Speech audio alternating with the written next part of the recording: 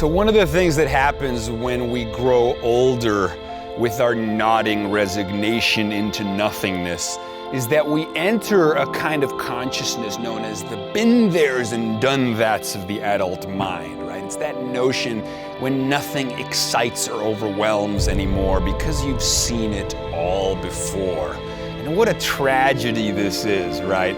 I mean, come on. I mean, we all remember nostalgically the intensity of experiencing something for the first time, seeing the world through the eyes of a child, wonderstruck and entranced by awe, right? Succumbing to astonishment, giving in to astonishment, mouth gaped wide. I mean, damn, to see something for the first time.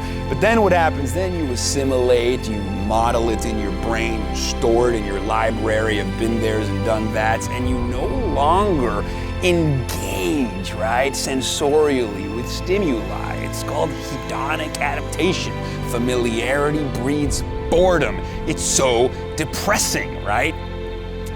And so what do we do? Well, I think this is where mindful self-inquiry comes in. This is where meditation, this is where breathing exercises and yoga comes in.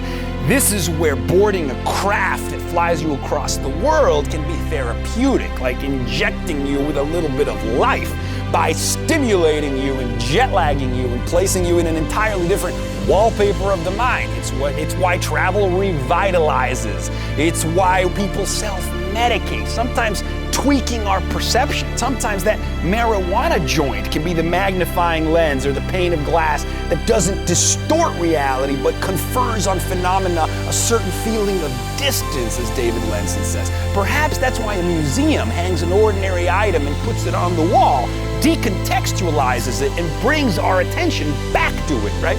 We get to enter the archetypical space where the specific stands in for all of its kind, stands in for the universal, right?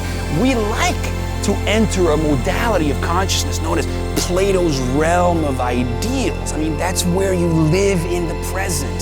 That's when anxiety about the future and melancholy for the past get drowned out by the ever-present rapture of the now. And we are free.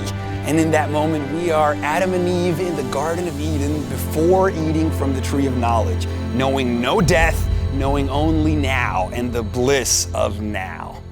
If only we could get back there.